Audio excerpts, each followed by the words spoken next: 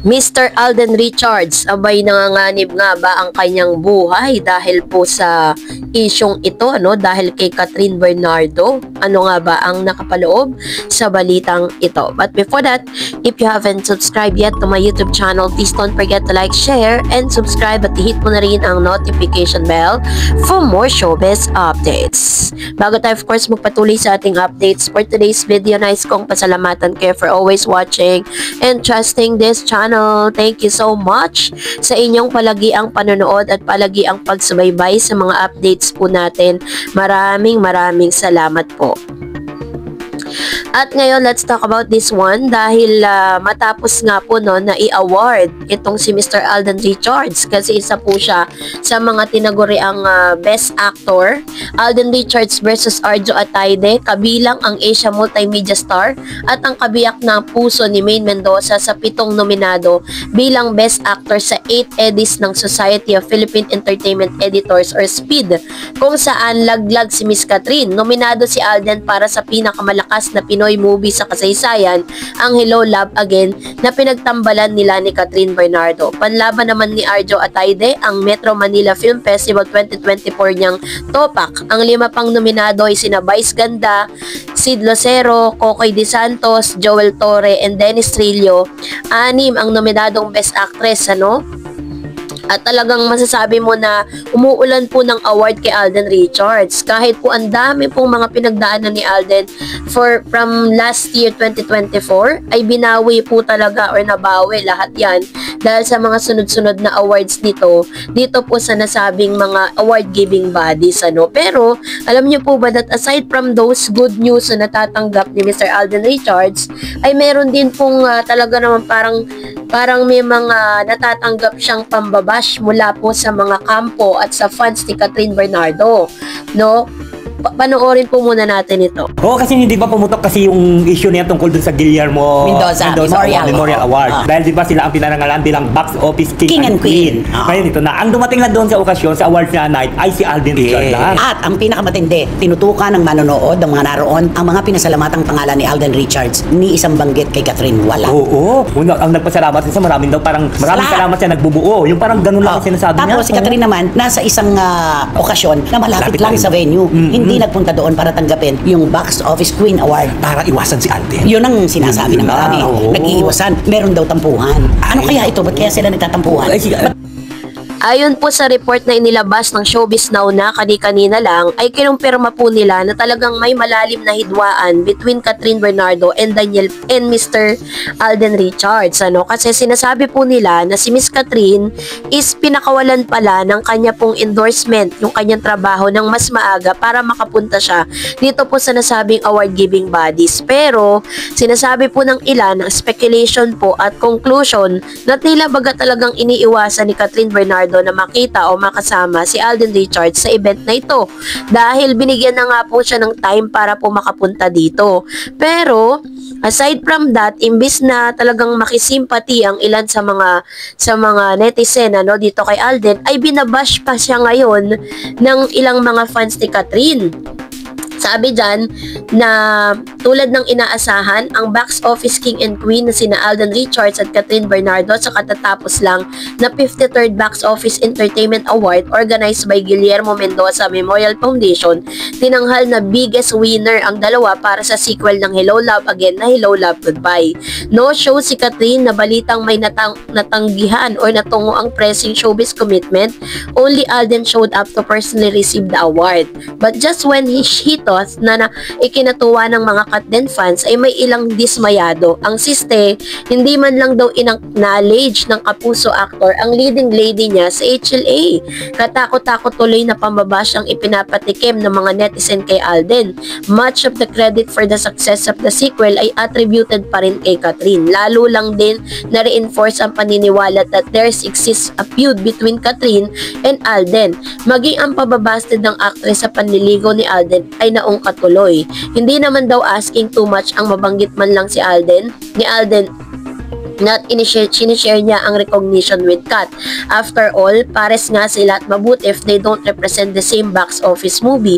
Ang ending, ang mga Catherine fans na rin waring nag-consult sa kanilang mga sarili. That is, wala na silang aasang third reunion movie ng Kat din. Oh my God. Dahil dyan, no, talaga yung mga Kat din na, ibang mga Kat din talaga is nag-conclude na if ever na magkakaroon po ng panibagong movie ang Kat din, hindi na raw nila susuportahan.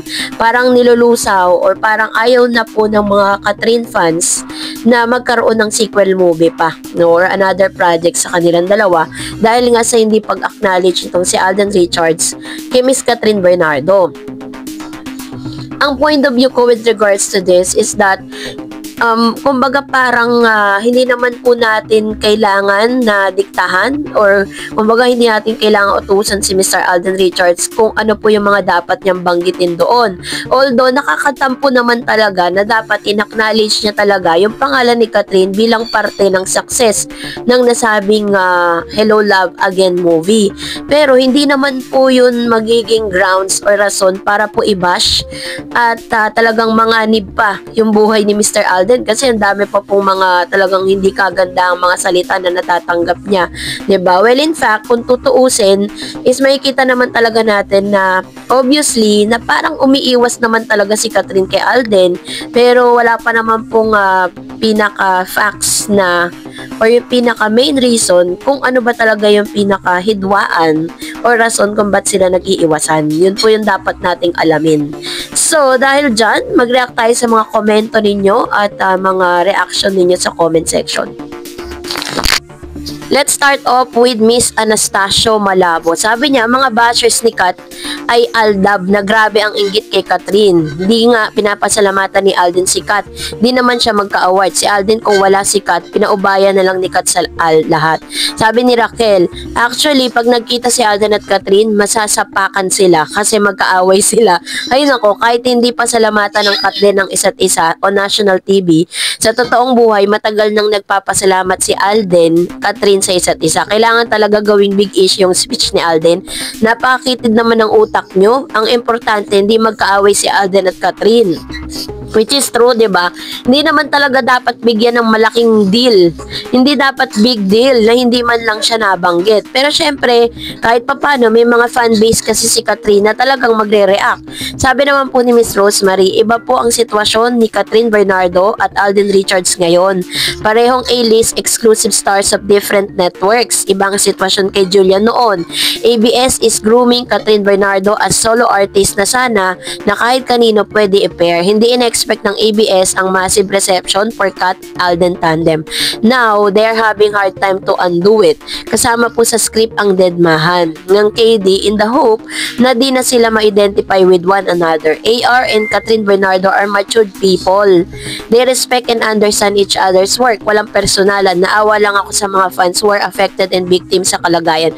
Alam mo, tama yung sinabi ni Ma'am Che dito kasi hindi naman talaga big deal sa dalawang network na talagang ano sila, kumbaga parang ano lang talaga for the movie lang talaga, no? So, sabi ni Flowerson, kung si Kat mag-iisip siya na mabuti kung sino ang deserve sa puso niya, sipin ni Kat na mabuti, hindi lang ang puso ay sundin dahil nasira ang buhay ni Kat. Kung pilitin niya ang lahat, ang nakaraan wala na yon. Palitan ng nakasama sa puso mo, sobrang sakit ng pinagdaanan. Sabi niya, hindi cheater yung sincere, tapat na pagmamahal sa'yo, yung re-respetuhin ang pagkatao mo, Kat.